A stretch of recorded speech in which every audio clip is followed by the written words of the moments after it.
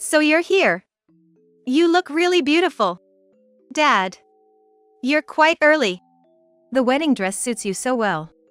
My daughter, in her beautiful wedding dress, couldn't help but smile. She looked so beautiful, reminiscent of a swan, so enchanting.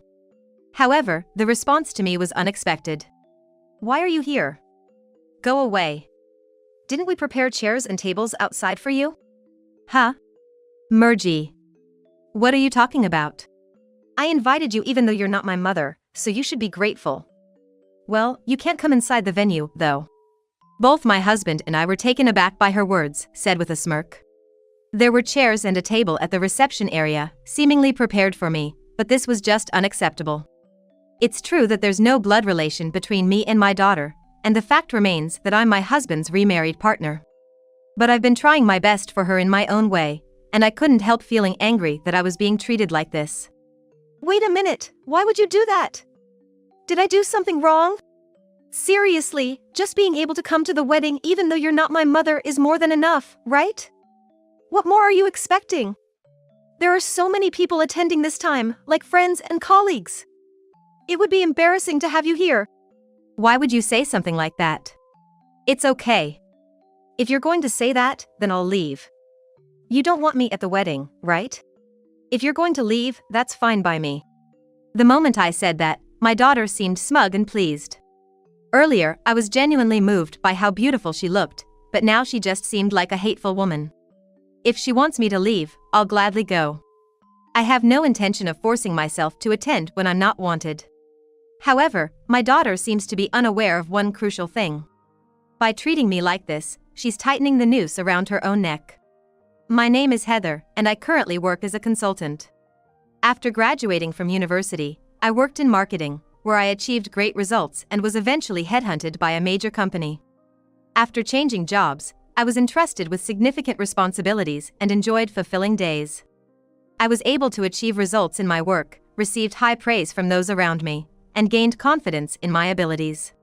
While I was technically a freelancer, I received enough marketing consulting work to live a comfortable, independent life. It was during this time that I met my current husband. Nice to meet you. I look forward to working with you. Our meeting began with me consulting on marketing for the company where my husband worked. To be honest, my first impression of him wasn't that great. He wouldn't make eye contact, and whenever I tried to continue a conversation, he would quickly end it. I wondered if he was just bad at communication, but since it was for work, there was no time to dwell on it. Since becoming a freelancer, I've worked with various people, and I've been careful about communication for the sake of future relationships, so I didn't think my husband was capable in his job. Here, please take this. My parents run a farm, and they sent peaches. Really? Thank you very much. No, it's... Around a month after we started working together, he began to approach me more often. Maybe he was just shy or not good with women, but I was happy to see him making an effort. In working together, what mattered most was how well we could communicate. As a consultant, I understood this well, and I was genuinely happy to see signs that we could continue to build a good working relationship. About a year into our work together, one day, we had a conversation. Unfortunately, I have some bad news. The contract for consulting won't be renewed after this year. It's been decided as part of a policy for improvement. I'm really grateful for all you've done, but due to budget constraints, we can't continue the contract. I see. Well, that can't be helped.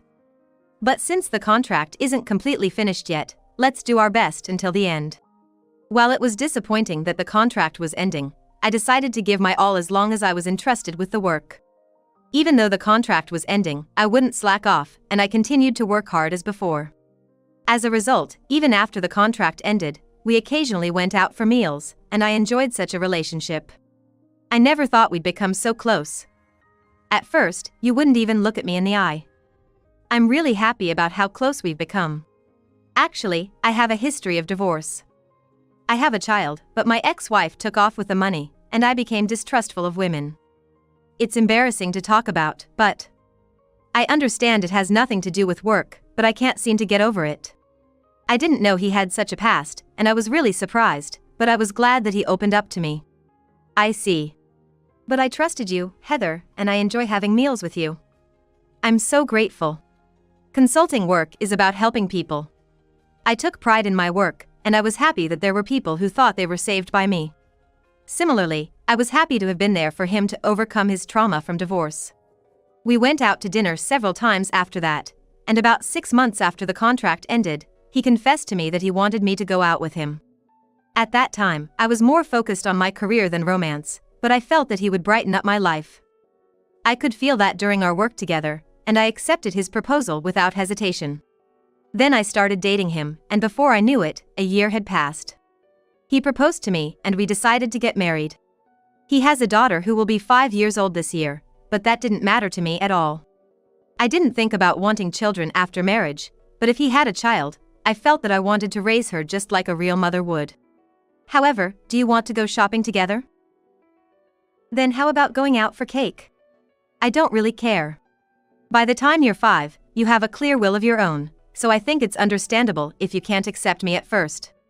But even after 6 months, a year passed, my daughter hasn't accepted me as a motherly figure, but rather as a member of the family. She ignores me when I talk to her, blatantly avoids me. Of course, I didn't want to force anything, and I didn't want to add unnecessary stress during this sensitive time. So, I hoped to build a good relationship with my daughter over time, but even after several years, our relationship remained unchanged. In no time, my daughter became a high school student, and lately, she often doesn't come home until late due to her part-time job. And on days when my husband is away on business, there are times when she doesn't come home at all. Hello. Are you okay? I'm okay, but did something happen? Murgy hasn't come home since yesterday. She's probably just out with friends, but she hasn't contacted us at all. I'm sure she hates me, and I knew she wouldn't respond to any of my messages. But if she doesn't come home without any contact at all, I'll worry too. It's natural for a parent to think that something might have happened where she went to hang out. It's about time she understood that, being a high school student and all. Even though I've been trying to reach out, I'm clueless, so I reluctantly consulted my husband. You can't get in touch with her at all? Well, she hardly ever replies to any messages, so it's pretty much the same as usual, but I'm a little worried. I don't know if something happened or if she's just hanging out. I see. Sorry for making you worry. I'll try contacting her. I'll let you know once I find out where Murgy is and what she's doing. With that, my husband hung up after my call. I didn't want to burden my husband, who was busy on his business trip, unnecessarily, but I couldn't just leave my daughter alone like this. All I wanted was a simple message. I thought as I waited for my husband's call. And then, 5 minutes later. Hello? Yeah, she answered right away when I called earlier. She's staying over at a friend's house. I gave her a good scolding for not contacting us properly. I'm really sorry about this. I see. Well, that's a relief. I'm not asking her to report every single detail of what she's doing and where she is. I just want a simple message. Otherwise, I worry too. That's exactly it. Sorry for the trouble. He didn't have to apologize since it wasn't his fault, but I felt disappointed in my daughter. She's a high school student, so she should understand basic common sense. I don't mind her hanging out as long as she doesn't inconvenience others. She can do as she pleases, and I don't intend to impose unnecessary restrictions just because she's not a child anymore. However, not only inconveniencing others but also not apologizing for it like this time, honestly, what's up with that? The next day, I had a serious talk with my daughter when she returned home. I don't care that you're not a child anymore, and I'm not going to meddle in your affairs. You can do whatever you want, but I need at least basic communication from you. I don't know if we need dinner or if something happened to you, and it worries me. Why are you acting like a mother when you're not one? It's creepy. If Dad said it, I might understand, but you have no right to tell me. Don't pry into other people's business. It's gross to have someone who's not family monitor your actions. It's like being a stalker. I was completely speechless at my daughter's words. Was I saying something wrong? I was so shocked that I even reconsidered my thoughts. I never dreamed she would think of me like this. Certainly, she might hate me, but we've lived together for over 10 years. I don't want to sound self-righteous, but I've done so much for her. I've covered all her school fees, tutoring costs, and club expenses. As a mother, it's only natural to do so, and I'm not asking for gratitude, but what have I been doing all this time? I couldn't help but sigh. There's no need to call me a stalker. I'm not living alone, so can't you think about others a bit more?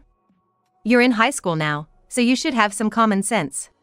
So, can you stop lecturing me over and over again? It's just painful to be lectured by someone who's not my mother. Don't get too ahead of yourself. She said that and went back to her room. She's in high school, so maybe she doesn't know how to interact with parents, but can I just leave her alone like this? I started to wonder. But then, when I glanced down, I saw my wedding ring and remembered when I married my husband. My husband was betrayed by his ex-wife and became distrustful of women. Even in that situation, he trusted me and entrusted me with our precious daughter because he believed I could handle it. With that in mind, and despite the lack of blood relation between me and my daughter, I realized I was irreplaceable to my husband. So, I couldn't just give up so easily. No matter how much she hates me, I will fulfill my duty as a mother. It's not just for my daughter or myself, but also for my husband. Family bonds are not easily broken. That's what I believed, so I didn't give up on my daughter. Then, in the blink of an eye, she graduated from high school and college, and she got a job too. A new chapter began with my husband and her living together, and we were enjoying peaceful days when one day I heard that Murji is getting married. I didn't know she had a boyfriend, but I guess she's at that age. Really? That's great news. As a father, I have many concerns, but I want Murji to be happy. I'm happy. I know I've caused you a lot of trouble with Murji, but will you celebrate with me? Of course. Even though we're not biologically related, I really consider myself her mother. I said that, and he smiled broadly. There have been many times when I felt like giving up on her. But I'm really glad I pushed through. Like this, as she builds her own family and maybe has children of her own, she'll understand what I've been through. I believed that eventually, despite the time it took, there would come a time when my daughter and I could understand each other. Then, I went to see a kimono for the wedding, and until the day of the ceremony, I had busy days. And on the day, we arrived a bit early and there was a small plastic chair and table tucked away at the reception. Why are these here? I wondered, but after finishing at the reception, we entered the venue. Oh! There you are! You look absolutely stunning. Dad! You're early. The wedding dress looks really good on you. My daughter was in a beautiful wedding dress, and I couldn't help but smile. She looked so beautiful, like a swan, it was mesmerizing. But the response I got was unexpected. Why are you here? Leave. Didn't we set up a chair and table outside for you? Murji. What are you saying? I invited you even though you're not my mother, so you should be grateful. Well, you can't come into the venue, though. She said with a smirk, and both my husband and I were taken aback. The chair and table at the reception seemed to be for me, but this was unacceptable. I was furious. Wait a minute.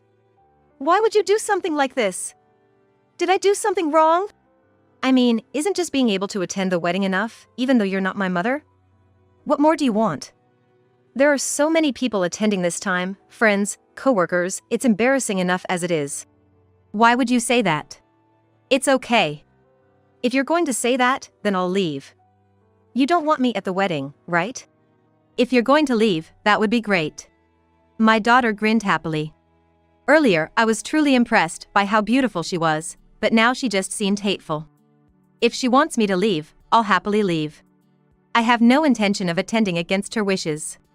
It seems like I'm the only one who doesn't want you to attend, so I'll leave first. Well, in that case, I'll leave too. I'm not going to attend if you're not either. Wait a minute. Why would you leave, Dad? We need you here. Cut it out. Your attitude. I've been bothered by it for years. Who do you think you are? You better watch yourself. My husband said in a low voice, glaring at our daughter. I never expected my husband to take my side in this state, so I was quite surprised. Certainly, what my daughter was saying was absurd, and she was completely in the wrong, but today is her wedding day. If both of us were to leave, it would be a mess. I thought, but my husband wasn't speaking emotionally at all. But, it's the truth, isn't it? Why should I be blamed? I haven't done anything wrong, have I? Are you serious about this? She's not my mother, so why should I do all this? Sure, we've been living together for years, but that's it, right? I don't need her at my glamorous wedding, and I don't even want her here. I don't want to hear any more insults directed at me. I really felt that way deep down. However, my husband didn't back down at all, as if to say he didn't intend to forgive our daughter. What about all the help she's given you all this time? Do you feel nothing about that? She was just playing the mother role for her own satisfaction, right? I didn't ask her to do anything. I don't think I should be expected to be grateful for something she did on her own. Fine, then just keep feeling that way for the rest of your life. With that, my husband took my hand and started walking out of the venue. Our daughter may have her side of the story, but it's just too unreasonable. Certainly, I've never been called a mother before, but that's not the issue here. Well, I finally understand now. I'll never be able to understand my daughter for the rest of my life, and it's pointless to have any further involvement. If my husband wants to reconcile with our daughter and move forward as parent and child, I won't complain anymore, but I'm done. Well then, I'll take my leave. Oh, and about the wedding expenses. 70% of it still hasn't been paid, so it's still outstanding, so make sure to pay it. As I said that, her expression changed dramatically. That's because this wedding was held on a fairly large scale, and the total cost was quite substantial. Including everything, it exceeded $100,000. As my daughter is still in her 20s and her fiancé's parents have already passed away, it was up to me and my husband to pay. My daughter probably thought most of the money came from my husband, as she didn't know how much I earned as a consultant. In reality, I was supposed to cover the entire cost. I thought it was a small price to pay for my daughter, but if she's just going to say I'm playing the mother role, then I don't want to do anything more. What? Pay later, what does that mean? I paid the initial deposit, but the rest of the money is all deferred payment. So, make sure to pay it properly. You're the one who signed the contract, so I'm not involved. No. I never agreed to that. Besides, wasn't Dad supposed to pay for it?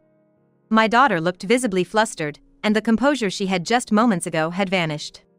She probably didn't expect things to turn out like this. Maybe she thought she could harass me because she dislikes me. Even if she harassed me to the point of leaving, my husband would still attend the wedding, and I thought there wouldn't be any problems. But I was dead wrong. The world isn't so forgiving, and things don't always go as planned. And speaking of which, after doing all that, did she really expect to get away with it without any consequences? She's really underestimating life, or rather, the world. But being annoyed by playing the mother role is your problem, isn't it? And you said everything I did for you was just for my own satisfaction. So, if it's just for my own satisfaction, I'm not going to spend lots of money for it. Wait a minute, it's all lies! I don't seriously think that. It's more like a joke, and I'm truly grateful for everything, including what you've done for the wedding. I don't need you acting like a daughter now. Can you stop saying ridiculous things? What I said has completely backfired. This is really hopeless. But my husband is siding with me, and I'm not going to do anything for my daughter's sake anymore, even if it means suppressing my own feelings. Well then, enjoy the wedding. It's a once-in-a-lifetime event, so make sure to enjoy it. And if it's about money, there's no problem with borrowing, right? Of course, I'm completely disappointed in you, and I don't intend to celebrate your marriage. Do as you please. Wait a minute. She tried to stop us until the very end, but our minds were already made up. We left the venue and returned home. I thought I might regret making such a decision, but surprisingly, I felt relieved, and I thought it would have been better if I had done it from the beginning. However, I felt sorry for involving my husband in this mess. No matter what, she's still our only daughter. I'm sorry things turned out like this on the day of the wedding. No, I've had my own thoughts for a long time. It's okay not to open your heart, but it's different to cause trouble for you, right?